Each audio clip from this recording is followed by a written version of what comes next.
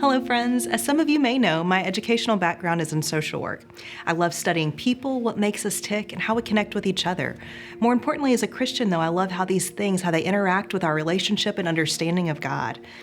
As Brian and I have moved throughout the adoption process, we've gotten lots of fantastic educational resources from our agency.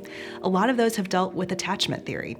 For those not familiar with attachment theory, it says that basically as humans we're born with this need to securely attach with a caregiver, and how those caregivers respond in the early years of our life can and often do dictate how we develop and form different relationships throughout our life. No pressure, right, parents? As we have read, discussed, and prayed for what this next season will be like as we seek to have a healthy and secure attachment with our son, I've been continually drawn to the spiritual reality at play in this theory. Yes, relationships form us. Yes, we were designed to need healthy attachments. And yes, I think we can all testify that there is no parent or caregiver that has been perfect. In some way, we develop an unhealthy or insecure attachment style to some degree. This can play itself out in the way we parent, the way we date, the way we interpret people's comments, our anxieties or fears surrounding our personal relationships, and oh so critically, how we perceive God and interact with Him. For some of us, we may have seen human parents or caregivers that fail to meet our basic needs, and so we assume that God too doesn't have time or the desire to care for us in this way. Others may have seen reactive parenting that can lead to assuming God to be angry, unreliable, or explosive.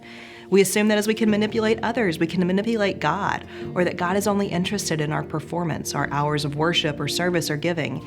That because human relationships have always been transactional, we assume the same of God.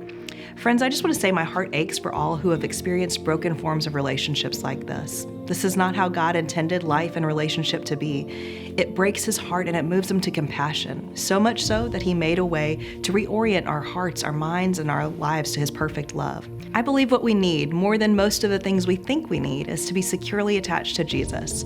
Hebrews 12:2 says, in talking about running the race of life well, we do this by keeping our eyes fixed on Jesus, the champion who initiates and perfects our faith. Because of the joy awaiting Him, He endured the cross, disregarding its shame, and He is now seated in the place of honor beside God's throne. Keeping our eyes fixed on Jesus, securely attached to Him and Him alone. When our eyes are fixed on Jesus, they're not fixed on the mistakes of humanity. They're not fixed on the weeds growing in our neighbor's yard. They're not fixed on the failures of ourselves or our loved ones. And they're not fixed on our own successes or accolades.